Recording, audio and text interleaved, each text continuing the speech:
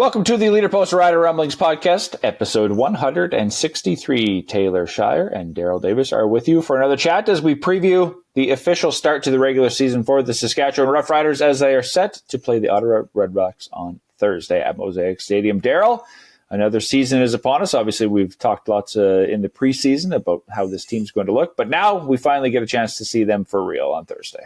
Yeah, I don't think we saw the real team during those two preseason games, Taylor. They lost both games. They scored only one touchdown right in the dying seconds of the second game and lost both games to Winnipeg. So is that the team we're going to see? No, I don't think so. Their starters didn't play very much, despite the fact that they had already basically preordained their roster. They decided to give a lot of new guys a chance to see if they were worth saving, worth keeping around on the practice roster. So until we see this team use its entire starting unit on offense, defense, and special teams, then we won't see the real Roughriders until obviously Thursday against Ottawa.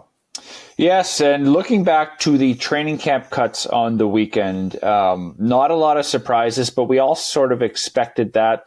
Corey May said, again, there was competition in camp, and they brought all these guys in, and I think among the veterans that were cut notably were the Herdman-Reed twins, the linebackers, and then a couple of offensive linemen, Nick Jones and Brandon Kemp, who had CFL experience but weren't ever going to be starters or even those two guys were potential practice roster guys. The Herdman-Reed twins were pushed out by younger linebackers like Nick Weeb, Jaden Dahlke coming from safety to linebacker, Malik Straker. So you see these young linebackers who are sort of special teams aces coming in and pushing maybe two older linebackers out of a position. But other than that, there weren't really too many surprises. Yeah, you're right. A little bit of it is salary oriented, obviously, but not all that much. The younger guys they draft, there's an affinity for them from the Roughriders brass. So sure, keep them, let them build, see how much of an upside they have. Not any real surprises in the cuts. I wrote, and you and I have talked about it quite a bit, that they could have picked this roster in March. They went through the rigmarole of practices and training camp and rookie camp and everything because you have to see what you've got. For the Roughriders, they wanted to see what they've got behind their starting lineup. And there's nothing wrong with deciding your roster in the offseason. They put all the pieces in place. They had a lot of carryover from last season. So they had all the pieces, and they signed a few people. Shane Ray, Mike Rose, Tavon Campbell are the three who really come to mind to fill holes that they needed filling. So to put those people in place and say, this is what we've got. We've got a pretty solid roster. Let's see if anybody can challenge them. There's nothing wrong with doing it that way. A lot of teams do it differently, that, okay, we'll toss everybody up in the air and let's see what we've got. But this team is pretty solid, and I think that bodes pretty well for them going forward. Yeah, and us in the media, fans, whoever would have seen this roster back, like you said, in March and said, oh, there's not a lot of starting spots up for grabs. The younger players would have known that as well to say, and even some of the bubble veteran players like the Herdman-Reed twins to say, oh, there's not a lot of spots up for grabs. What am I going to do in training camp to make my mark? And obviously some of the younger guys did that and pushed guys like the Herdman-Reed twins out, but other guys coming in from the States, there wasn't a lot of new faces to the team this year. I always, after the roster cuts are made or when sort of the release comes out, I always look at who's not on the list. You go through the names of who's released and then who's added to the practice roster, but who's not on this list, who has made the team. That isn't a returning vet, isn't a CFL vet, like you mentioned, those three guys that were free agent signings and we knew they were going to be starters. So right away I go to sort of who's on the team and who's not on this list. And then I looked, there's only three guys that were not on CFL rosters last year. Aaron Patrick played in the NFL, so he's not really an NFL or CFL rookie. He's got a bunch of NFL experience. Ali Saad, the first-round pick, so he is a true rookie. And Morgan Runge, the fullback. So there's really only two CFL rookies that are on the active, or three, I guess, CFL first-year players that are on the active roster, which to me speaks of the continuity that they have. Yeah, and only those last two who you mentioned would be eligible for Rookie of the Year awards, right? Because you can't have played in the NFL to have a chance to win Outstanding Rookie. Is that good? Yeah, I think it's okay, right? They've developed players behind them. You know, you look at somebody like Del Duncan Busby, the receiver. Last year, first year, stepped into a starting role as the season went along. Then they lose Ajo during the offseason. He becomes a starter. So they're grooming them properly. I think that It doesn't seem to be a rush. They don't have to. Sam Emilus stepped in a couple years ago. The player most fans will be talking about, and we talk about a lot, obviously, is quarterback. They built their quarterback room in the offseason. Trevor Harris coming back, just turned 39, right, earlier this week. They brought in Jake Mayer, who started 45 CFL games, as the backup. And the third stringer was Tommy Stevens, who's the best short yardage quarterback in the Canadian Football League. 1 to 3 for what you need. I don't think there's a better quarterback room in the Canadian Football League. But where does that leave second-year quarterback Jack Cohn, who had a tremendous camp and played probably the best of all the quarterbacks through the preseason?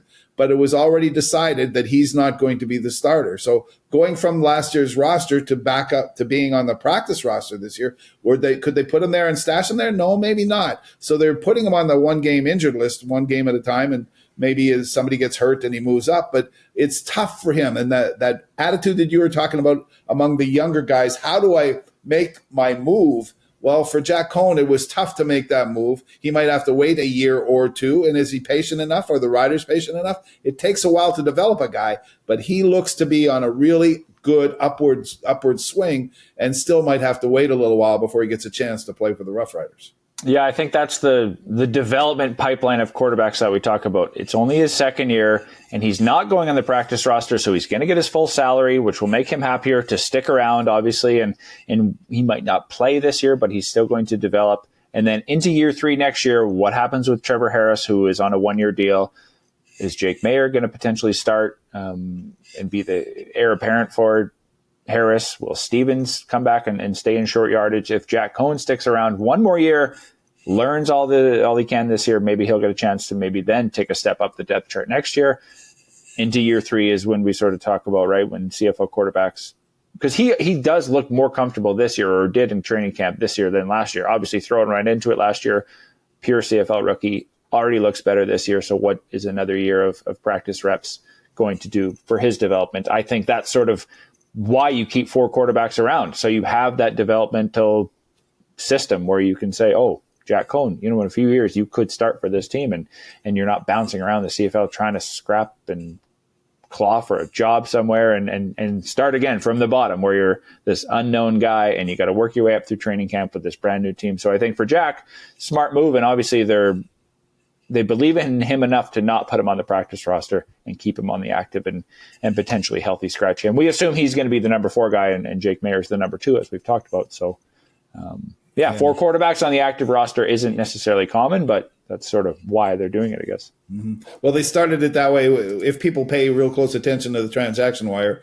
Jack Cohn is listed as one of 4 quarterbacks on the team, but they only dress 3 for regular season, so the change will be made. We're doing this a couple of days before the Roughriders announce their roster for the Ottawa game. So that's why he's there, and then they can jiggle some things around, which always happens just before the game, as you try to make sure that you have all your positions covered, you have your other players protected, and put the injured guys where they belong on the 1-game list or the 6-game list. So yeah, there's some weird transactions that go on that are kind of fun to follow, but after you get them figured out, it makes a lot of sense. Yeah, and they have no punter on the active roster leading into to this game. Obviously, that's going to change when the depth chart comes out. We assume Joe Couch is going to come off the practice roster onto the active roster to punt for this team on Thursday. But it's strange to me that they don't have a punter on the active roster. They suspended Bailey Flint. Joe Couch is on the PR. Corey May said he's got a good leg and could kick. Jokingly, obviously, he said Sam Emilus might be the backup punter. So, or maybe they just bring in Tommy Stevens and he can decide if he wants to run for it on 3rd down or punt it away. So maybe maybe they're going to change how the CFL is played, and they're going to have the short yardage quarterback serve as the punter.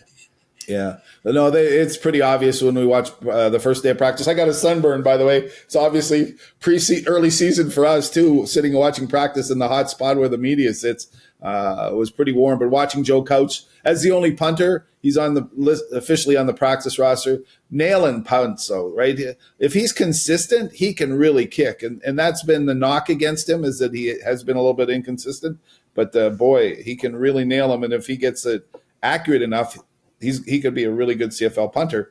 And right now, he's the only guy they have here, so he's obviously going to going to be activated because you can't play without a punter in the Canadian Football League. So that's part of that roster juggling we're talking about. But it just made sense. Bailey Flint didn't punt very well that first game. You could tell the Rough Rider when he missed two that were less than 40 yards. You can't do that in the CFL. And Joe Couch didn't miss any punts. He hit them all pretty hard in the second preseason game. So that's why he made the squad. And Bailey Flint just goes on suspended because he's nowhere around. So there's another list that the Rough Riders can hide players on. Yeah, and they also sent all their five of their draft picks back to school. And joining Couch on the practice roster, Antoine Brooks, who spent time there last year, Noah Zare, who played and spent some time there last year, Benoit Marion, who is, I thought, a good player, good depth player. I imagine we're going to see him at some point this season. And Joe Robustelli, who had a great training camp, but not a lot of room for an American receiver on the active roster, with them planning to start 3 Canadians, Dante Myers and Keyshawn Johnson, obviously starters. Sean Bain Jr. working his way back from injury. Interesting to see where he does slot in when he's healthy. But Joe Robustelli, to me, was that guy I was sort of looking at to maybe be an active backup, but not a lot of room for him on the active roster. So he's going to head to the practice roster to start. Yeah, he led the team in receiving, led all receivers the second loss against Winnipeg in the preseason. 6 catches for 119 yards, was targeted quite a bit. He was also the most veteran of the receivers out there quite a bit, so the quarterbacks are going to look for him a little bit more. Their backup quarterbacks looking for their most reliable target, and he was a pretty reliable target. Where he's come from has been pretty impressive. I know he quit football for a while, then played flag football and came back. We were impressed by him last year. So he did play 1 game last season and came back this year thinking maybe he's got a chance. He's next up. We're pretty sure, and there's just not room for him on the roster because they've decided to keep Dante Myers and Keyshawn Johnson, and as you said, waiting for Sean Bain to heal. So I'm surprised because Myers and Johnson, although they didn't play that much, didn't make huge impressions. So I guess they just didn't want to upset the apple cart at the moment, and they'll go through the season. Those guys have earned their spot in the past, I guess, so we'll see if they continue to outperform, and they know they're being pushed because Robustelli can obviously step in and play the game, and that's not a bad thing to have somebody behind you on the roster who can play.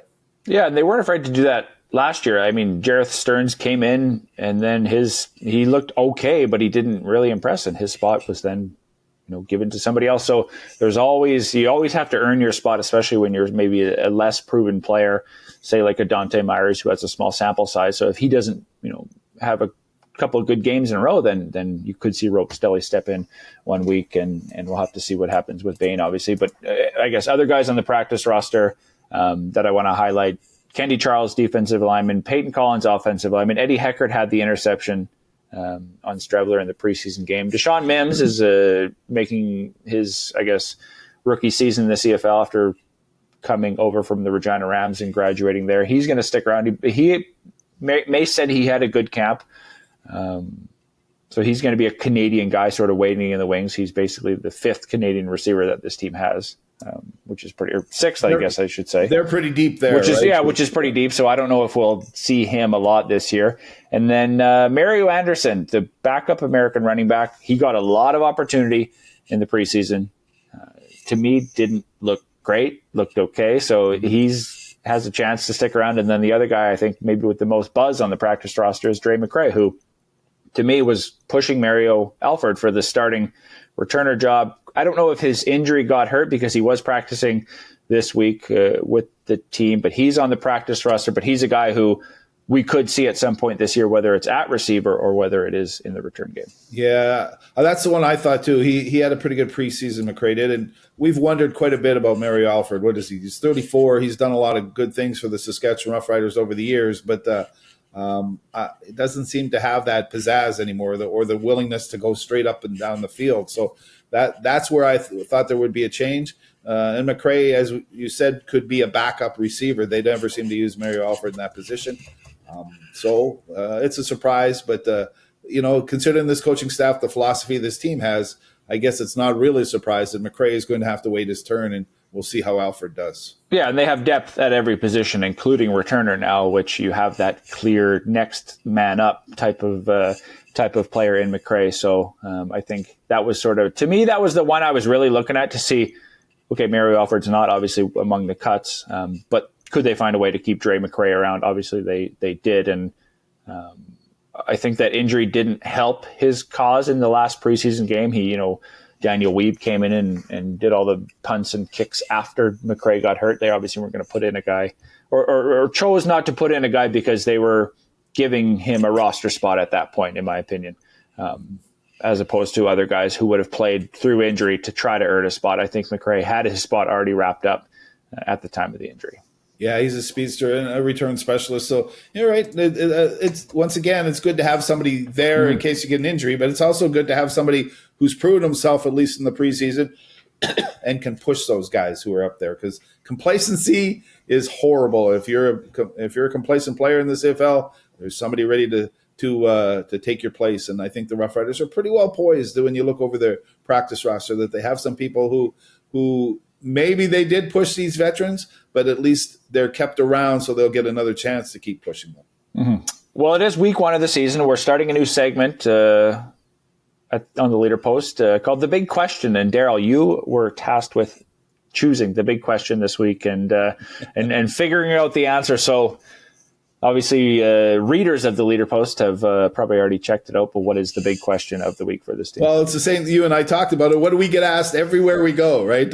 Not that we're famous people or anything, but a lot of our friends and relatives and other people know that we cover the Saskatchewan Roughriders for the Leader-Post. And what do we get asked over and over again at this time of the year, Taylor?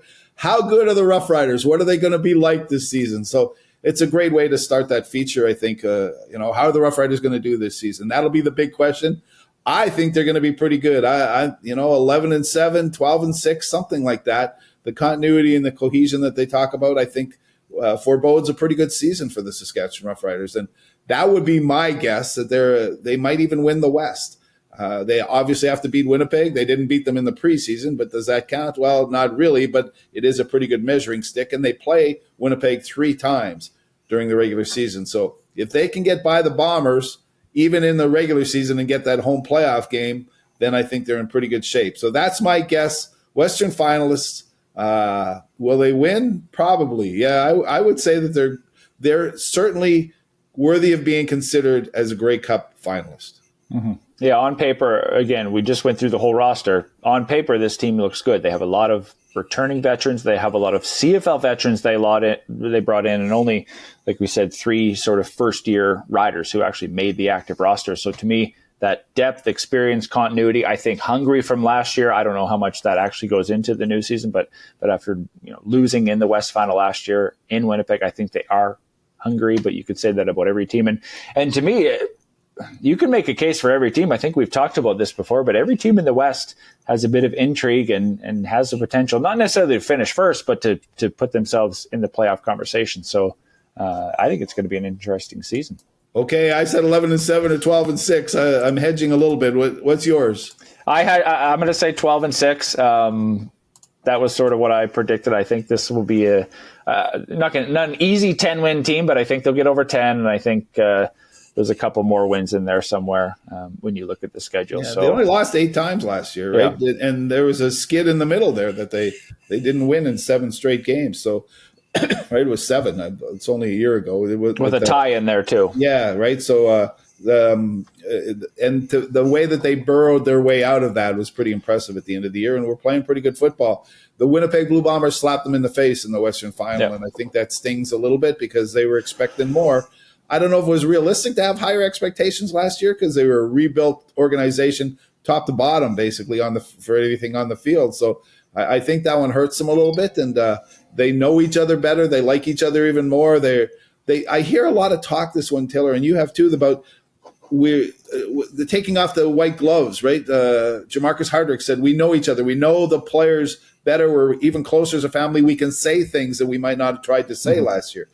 Trevor Harris, quarterback, said the same thing, same type of thing. We can demand more from each other now because we know each other more and we know each other better, and we're familiar with what everyone's standards are. So they talk about it, and you hear it so often that it's something that obviously permeates the locker room. So I think that is going to drive them a little bit further than what drove them last year.